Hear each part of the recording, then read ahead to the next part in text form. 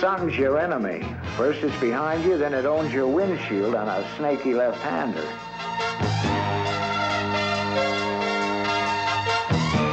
Now for a hard right-hander. Come in at 100 miles an hour, stand on the brake, throw your car sideways.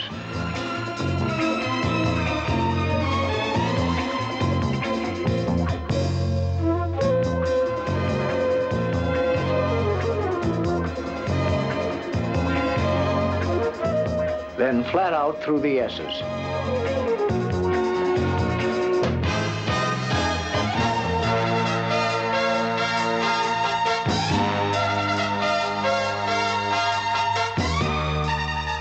Now for a blue sky turn. Nothing for markers but blue sky.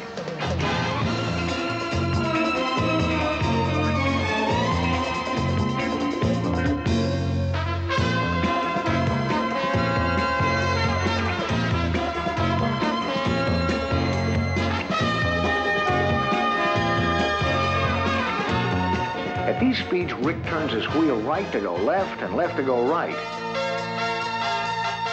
The racers call this opposite lock. In the dirt, it's all opposite lock.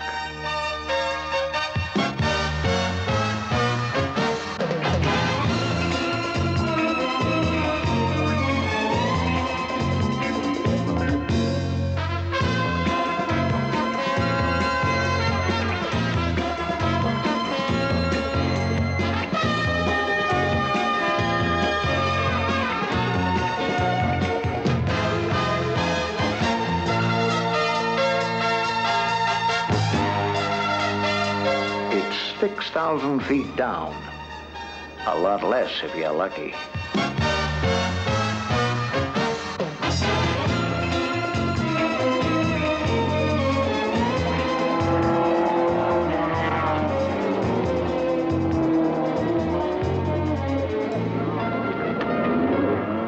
After 8 years of Unser domination, today there's a new winner.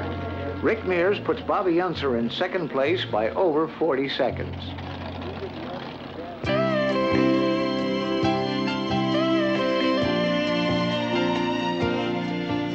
I got down to earth in a hurry at the Indian Dunes Cycle Park, some 40 miles or so north of Los Angeles, where I took in the National Women's Motocross Championships.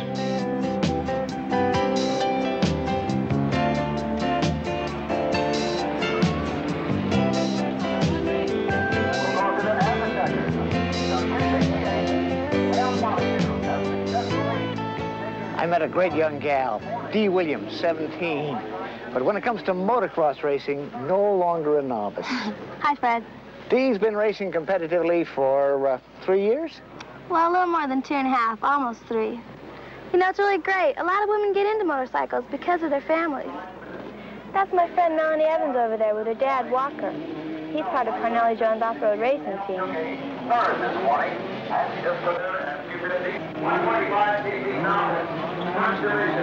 Tell me, Dee, is racing something you can do on a full-time basis?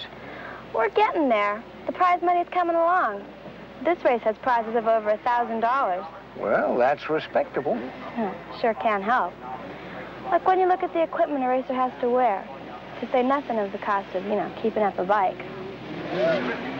You take all the help you can get, including tips on strategy.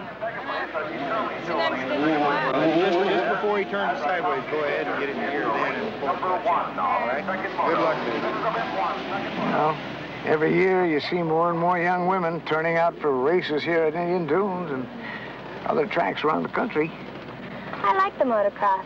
It's a short race with a lot of whoop-de-doos and tight turns. In fact, I think motocross can make you a better driver. If you last out the course. Yeah, that's part of it, too.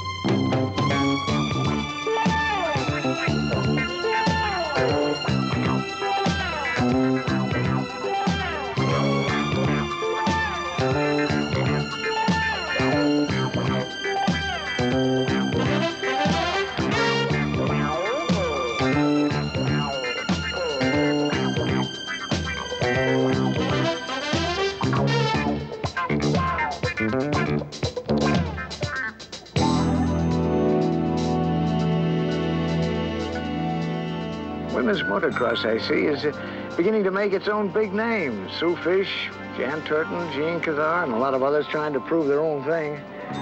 Well, let me tell you, when you weigh in at 95 pounds, a 175-pound bike can be one big mother.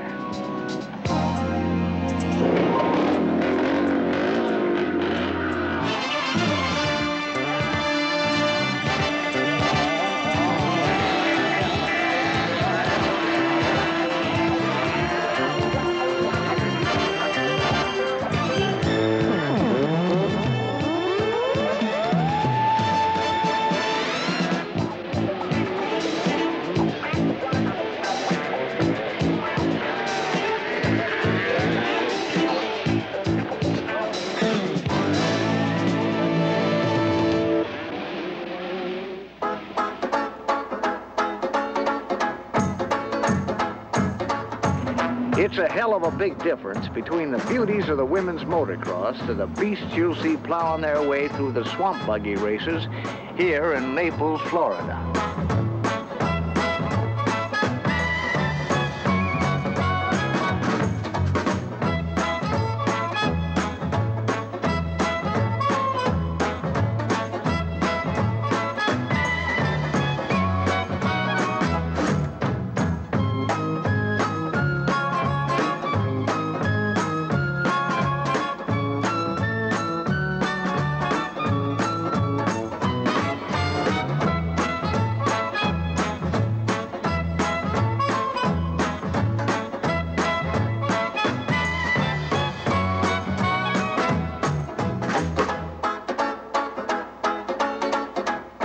Did you come all the way down here to see these races? Well, we've been down here for a couple of months, and we just happened on to them. We've heard of them, and we decided we'd come and see them. All the way back in Indiana, you've heard of them? Oh, yes. They say, I'll tell you what, you'll really enjoy it. If this is your first race, it's something that's really a sight to behold. It's like a Daytona and Indianapolis and everything else all in one. Driving my swamp buggy, Lord, it is a strange machine. Drive the alligators crazy, 'cause it's the strangest creature that they've seen. Swamp buggy boogie, swamp buggy. Swamp buggy show is a strange. Down here in the Florida Bayou country, they've been running a competition over the Naples Mile of Mud for over 30 years. And a fella that's figured in most of those races is Swamp Rat Pickering. Swamp Rat, I got to say that those are funny-looking critters. Yeah, we built them to get the job done, Fred. High and tall on thin wheels. So you can work your way through these backwaters and shoals of the Florida Everglades. Yeah.